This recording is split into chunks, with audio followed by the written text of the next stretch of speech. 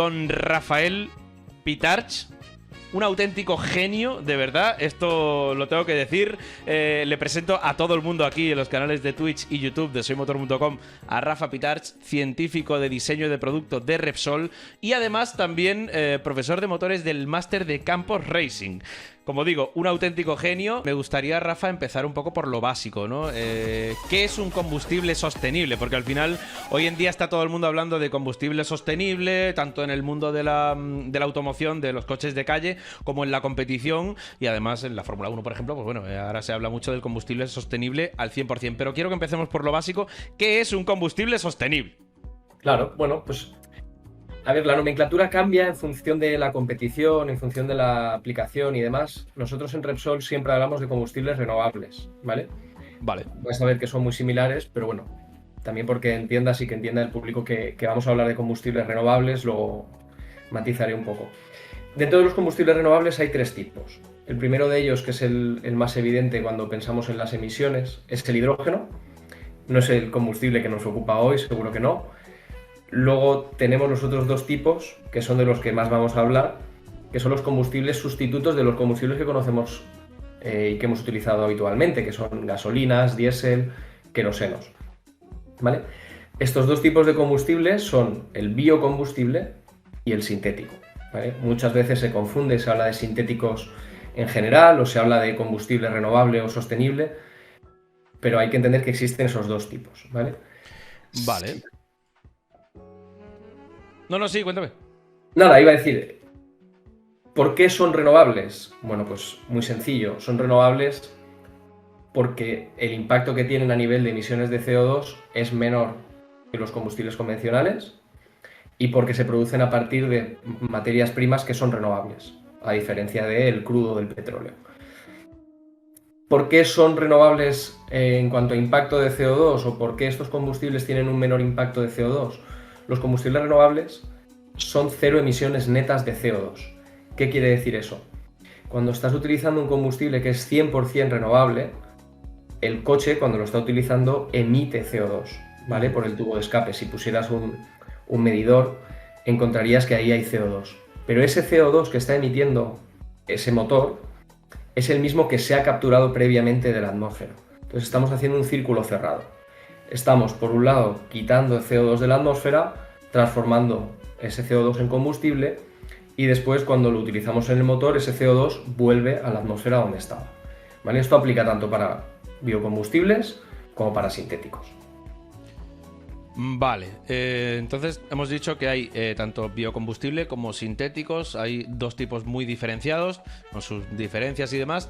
Estuvimos hablando mucho en el Dakar sobre el combustible sostenible de Repsol, que era al 70% de origen renovable, y te quería preguntar, antes de entrar en todo lo que es el tema de Fórmula 1 y demás, ¿cómo se hace ese combustible al 70% renovable? Vale, pues esto hila muy bien con lo que estábamos comentando ahora. Si quieres te cuento un poco qué es un bio y qué es un sintético. ¿Vale? Los bios son combustibles producidos a partir de residuos. Las materias primas que sustituyen al petróleo convencional son residuos, aceites usados de cocina, biomasa en general, que durante su vida útil ha estado capturando CO2 de la atmósfera. Cuando esa biomasa ha llegado al fin de su vida útil, nosotros la transformamos en un combustible que es un combustible renovable.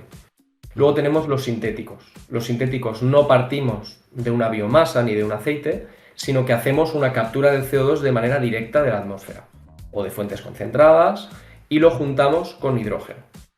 Ahí tenemos el CO2 más el hidrógeno para hacer un hidrocarburo, ¿vale? Esas son las dos diferencias. Volviendo a tu pregunta, ¿cómo hacemos este tipo de combustibles? Los procesos químicos de refino para hacer este tipo de combustibles son muy similares a los que ya conocemos, a los que llevamos haciendo muchos años para hacer combustibles convencionales, y simplemente cambia la materia prima. Entonces, todo lo que hemos aprendido durante muchos años para hacer combustibles convencionales lo hemos podido aplicar a un cambio de materia prima, a ciertos pequeños cambios que hay que hacer al proceso de producción del combustible a nivel industrial para poder dar ese combustible renovable que ya tenemos en estaciones de servicio en Repsol. Bueno, actualmente tenemos en más de 1.500 estaciones de servicio el diésel Nexa y en 30 estaciones de servicio la Nexa 95. Entonces tenemos tanto diésel como gasolina 100% renovables. Vale, por cierto, preguntan por ahí por el chat de YouTube, ¿cuál es más caro a nivel de inversión, el bio o el sintético? No sé si se puede decir, pero lo han preguntado ahí y me ha parecido interesante. Bueno, para serte completamente sincero, yo soy lo que nosotros llamamos tecnólogo, yo soy agnóstico de los precios, Vale. no, ni siquiera los Todo veo, claro. no te sabría decir qué precio tienen, Vale. ni si unos, ni siquiera cuantificártelo. Lo que está claro es que es una tecnología que ya es madura, pero que está todavía en fase de desarrollo y que tenemos que llegar a un desarrollo todavía mayor para que eso sea comparable. Vale. También es cierto que muchas veces miramos el precio en estación de servicio o en el mercado y no estamos teniendo en cuenta la foto completa. Con estos combustibles renovables tú lo que vas a conseguir es descarbonizarte. Lo que tienes que hacer es comparar ese precio con otras opciones de descarbonización, es decir, electricidad renovable o hidrógeno renovable. En ambos casos supone un cambio de vehículo, supone desarrollar una nueva infraestructura, red de recarga, red de distribución del hidrógeno renovable, etcétera, que a día de hoy no está o no está en una fase tan desarrollada como la de los combustibles tradicionales, y la de los combustibles tradicionales es la misma que la que estamos utilizando para los combustibles renovables. Vale, pues ahora que sabemos cómo es el combustible sostenible, renovable, si te parece, entramos en ese combustible de la Fórmula 1, porque veo que todavía, bueno, estamos a una semana del inicio de la temporada de Fórmula 1, hay gente todavía que no sabe cómo es el combustible sostenible al 100% de la Fórmula 1, y de hecho hay cosas en el reglamento que me llaman un poquito la atención. Pero lo primero que te quiero pedir, Rafa, es que me detalles así de una manera un poco sencilla para que la gente lo entienda, cómo tiene que ser el combustible de la Fórmula 1. No sé si piden que sea de un tipo concreto o si hay libertad o... Vale, pues te cuento un poco. Para cada competición, independientemente de que estemos hablando de combustible renovable o combustible convencional, la autoridad competente, en este caso será la FIA, define una especificación del combustible, que son las propiedades que el combustible tiene que cumplir y que es lo que, por ejemplo, nosotros tenemos que cumplir cuando ponemos un combustible para Dakar, ¿vale? En el caso de Fórmula 1 tiene su especificación solo para Fórmula 1, FIA desarrolla una especificación para ello y te define pues, qué número de octano mínimo y máximo. El número de octano, que es una de las propiedades que más manejamos, ¿no?, en el día a día. ¿Qué densidad tiene? ¿Cómo tiene que evaporarse ese combustible en sus mínimos y en sus máximos? Bueno, toda una serie de propiedades de composición de cómo ese combustible tiene que estar compuesto. Y luego, cuando hablamos de combustibles sostenibles o renovables, además te tiene que incluir cómo demostrar que ese combustible es sostenible o renovable. ¿Vale? No se especifica que tenga que ser un biocombustible o que tenga que ser un combustible sintético. Eso se deja a libertad de diseño de los equipos. En este caso seríamos nosotros, para Dakar, por ejemplo. Y bueno, cada competición elige cómo se homologa este combustible y cómo se certifica que ese combustible es renovable. En el caso de Fórmula 1, han instaurado un método nuevo que se llama, es a través de CEMO, una empresa que se dedica a hacer esta certificación del combustible. Es algo muy novedoso. Yo no trabajo para Fórmula 1, entonces no estamos trabajando con ellos directamente. Pero bueno, entiendo que es un sistema en el que se traza la sostenibilidad de cada componente que va en la fórmula final del combustible.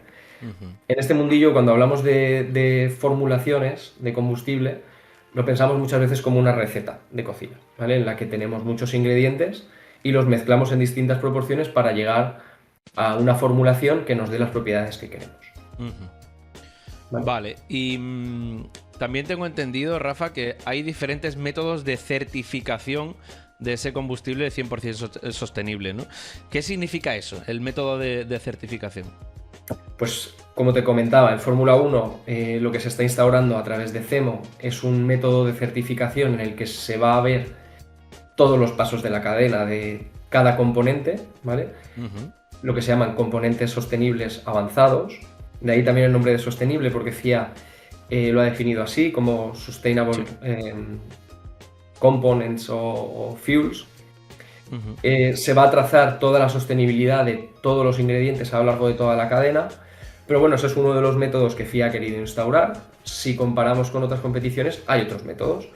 Por ejemplo, FIM, la Federación Internacional de Motociclismo, lo define de otra manera. En lugar de hacer un recorrido por toda la vida útil del componente en la cual se va certificando paso a paso cómo se ha producido y que es renovable, se mide directamente sobre una muestra del combustible que se va a utilizar.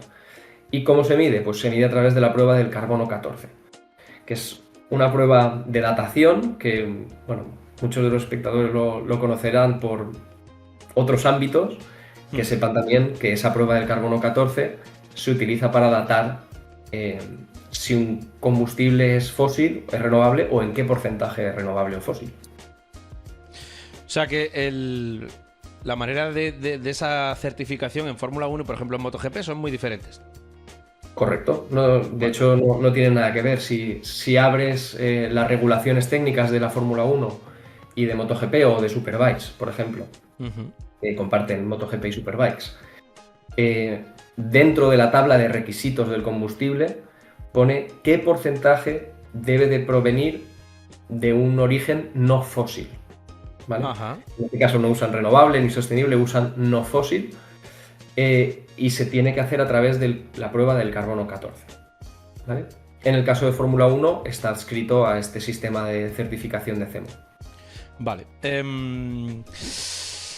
Pues si te parece pasamos ya a lo que es yo creo que el tema estrella de esta pretemporada, Rafa, porque hubo mucha gente que, bueno, se habló de todo aquello de la semana de test de pretemporada de Barcelona, que de hecho creo que vino de prensa alemana, que decían que había suministradores de combustible que todavía no estaban preparados para suministrar ese combustible renovable para el test de Barcelona y que hubo equipos que iban a utilizar el del año pasado.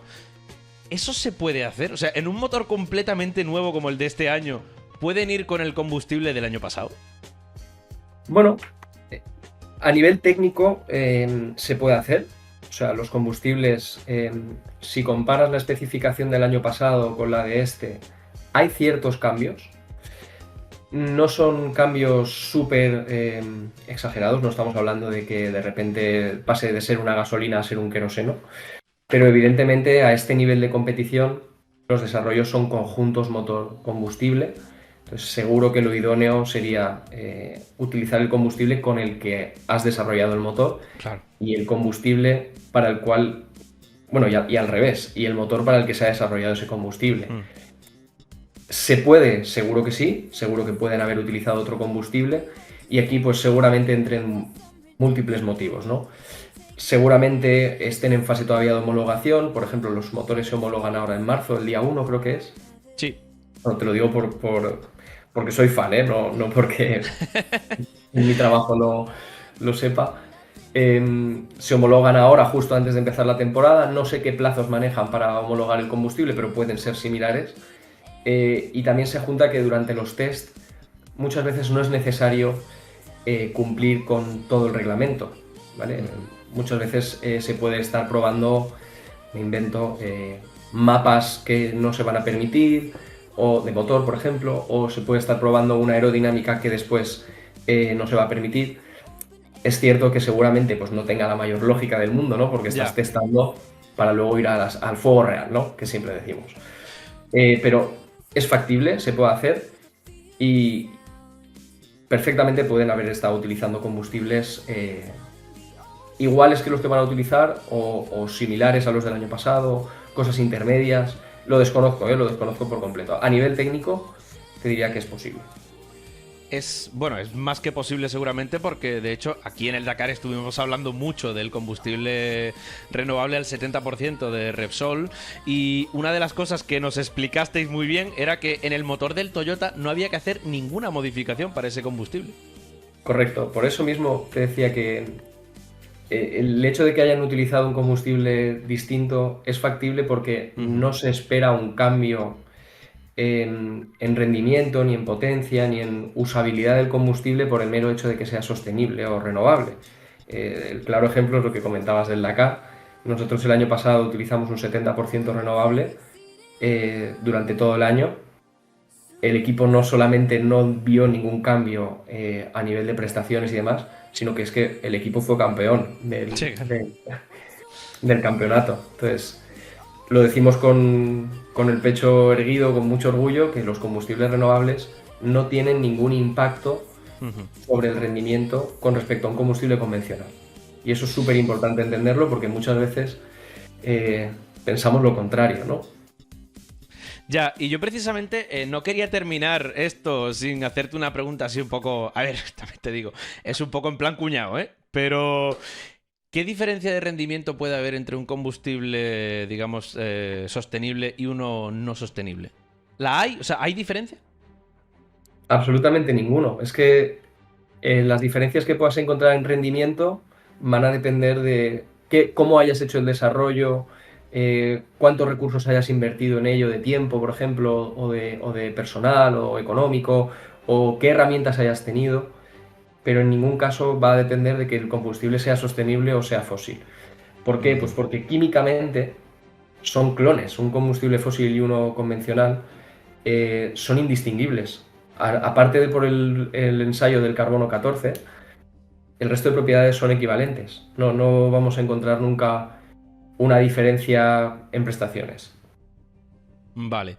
Y así otra un poco a bote pronto. ¿Qué diferencia de rendimiento puede haber entre un combustible bueno y uno malo? Porque claro, ya no te hablo de bueno o malo, sino imagínate, yo que sé, un combustible de hace 3 años que con desarrollo siempre vas avanzando. ¿Qué diferencia de rendimiento puede haber entre uno que, ya te digo, que sea bueno o que no sea tan bueno? Bueno, combustibles malos seguro que hay pocos Sí. a estos niveles de competición. Sí. Te aseguro que los desarrollos son muy exhaustivos y muy buenos. Diferencias de rendimiento, evidentemente, las hay. Para eso se invierte tiempo, recursos y demás en hacer este tipo de desarrollos. Pero no son diferencias, como te puedes imaginar, de 2 segundos por vuelta. No, claro. Estamos hablando de diferencias porcentuales. No me atrevería a mojarme a decirte un valor, también dependerá de la aplicación, dependerá del tipo de motor, del campeonato. No es lo mismo una MotoGP que una Superbike, que una Hilux de Toyota o un Fórmula 1, pero sí, diferencias hay, porcentualmente pequeñas, pero con un impacto muy notable en lo que es no te quiero hablar de una vuelta, pero de una distancia de Sí. carrera, o de una vuelta también, evidentemente. Sí. Vale, y te quería preguntar también, Rafa, porque bueno, vosotros no paráis, evidentemente estáis todo el rato ahí desarrollando nuevas soluciones y tal. ¿Cuánto se puede tardar aproximadamente en desarrollar una solución nueva? Porque al final, ya te digo, a lo mejor en el Dakar teníais una solución, pero ¿qué te digo yo? No sé si para la siguiente carrera, Portugal, por ejemplo, habrá una nueva o ¿cuánto tardáis más o menos? Bueno, aquí de nuevo depende de muchísimos factores. También depende de lo que el campeonato te permita. Muchas veces hay campeonatos en los que puedes llevar una formulación distinta a cada prueba. Hay otros campeonatos en los que tienes una formulación homologada y es la que tienes que mantener durante todo el año o la tienes que volver a homologar. A nivel técnico, el desarrollo de formulaciones es relativamente rápido. Es decir, nosotros tenemos un sistema más o menos desarrollado en el cual proponemos formulaciones, las medimos en el laboratorio, así hacemos una pequeña criba de qué cosas nos interesan y qué no. Y luego, pues por supuesto, lo podemos llevar tanto a ensayos en motor como ensayos en vehículo en pruebas reales, ¿no? Y esto históricamente lo hemos hecho tanto en Repsol Technology Lab, en nuestro centro en Móstoles, el centro de I+D de la compañía, en el cual tenemos muchísimos laboratorios para caracterizar los combustibles. Tenemos un laboratorio de motores en donde podemos probar estos combustibles dentro del motor y luego pues tenemos estas colaboraciones con los equipos. En el pasado hemos tenido muchísima colaboración en MotoGP, como todo el mundo sabe. Actualmente estamos muy centrados en Dakar con los combustibles renovables y podemos hacer esas pruebas en campo con los equipos y eso es una cosa, es una prueba más, ¿no? Eso, el poder probarlo en la aplicación real, te puedes imaginar. Fua, tiene que ser una locura. Vale, y con todo ese desarrollo, con todo lo que, bueno, las soluciones nuevas y todo eso, con todo el desarrollo que hay a diario con el combustible, digamos que a lo largo de un año, ¿cuánto rendimiento se puede ganar? O sea, tú analizas el combustible de diciembre, por ejemplo, y el de enero, y tú ves ahí un avance de rendimiento significativo, o sea, ¿se ve algo muy gordo? Se pueden ver cosas. Sí, efectivamente. Depende, claro, a ver, depende. Hombre, tú me vas a decir que sí, seguro, porque si eres tú el que desarrolla, me tienes que decir, Claro. es enorme la ganancia. Sí, hay pequeñas ganancias. Siempre hay donde se puede mejorar.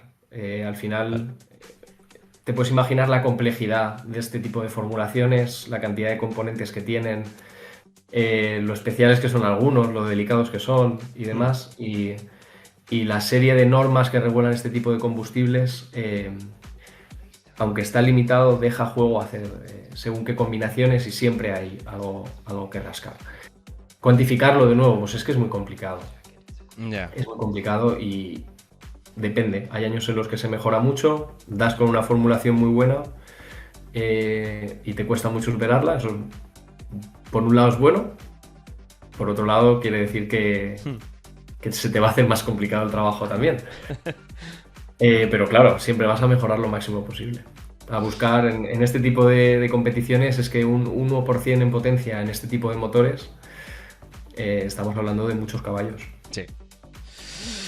Pues vale, pues yo creo que más o menos ha podido quedar claro a todo el mundo cómo es el combustible renovable, no solo de Fórmula 1, también de varias competiciones. Rafa, ya te la tiro aquí en plan a nivel de fan. ¿Cómo ves la competición este año? ¿Cómo ves, por ejemplo, la Fórmula 1, ¿no? ¿Cómo ves este cambio de reglamento? ¿Quién crees que va a ganar? Mójate aquí un poquito. Bueno, a ver, como fan, decepcionado, yo creo, un poco como todos. ¿Decepcionado? Bueno, como fan, ¿no? Sí. Ves a Aston Martin y te esperabas bueno. el 33, el tercero, el cuarto, el quinto, el sexto. Claro. Yo creo que también hay que darle tiempo a Honda. Honda ha demostrado que cuando llega le cuesta más o menos, pero acaba ganando. Pasó lo mismo en 2015, pero después ha encadenado varios campeonatos con Red Bull. A nivel de regulaciones, yo es que soy muy motorista. Mi formación es ingeniería aeroespacial y un doctorado en motores. La gente que estamos en este mundillo nos gustan los motores. Entonces, Ya. vamos a ver una cosa novedosa este año. Vamos a ver si es mejor o peor para el espectáculo. No sé, todavía no lo sé. Por lo que estoy viendo en vuestros directos, que te confieso que os he seguido mucho para enterarme de todo. ¡Qué maravilla! La cosa, bueno, pues tema de recargar batería, estar pensando en eso. Esto es algo a lo que ya estamos acostumbrados con el tema de los neumáticos, por ejemplo, hace unos años. Pero esto en el pasado tampoco era así. En el pasado los neumáticos eran de clasificación, hacían una vuelta y luego en carrera nadie se preocupaba de cuidar los neumáticos, ¿no? Empezamos por los neumáticos, luego el combustible lo limitaron por cantidad, por vueltas o por duración de la carrera y demás. Estamos viendo un viraje hacia otra Fórmula 1 que, bueno, los pilotos también están hablando, ¿no? Buah. Max ha hablado bien alto, ¿eh? Y de hecho ahora tenía que comentar una noticia de Max porque ha dicho que su etapa en la Fórmula 1 está empezando a llegar a su fin. Y que el cambio de reglamento no ayuda. Así que... Como fan veremos si el espectáculo que se ofrece es bueno. Pues esto habrá venido para quedarse. Y si es malo, pues quién sabe si se hace un cambio de normativa dentro de un par de años o demás.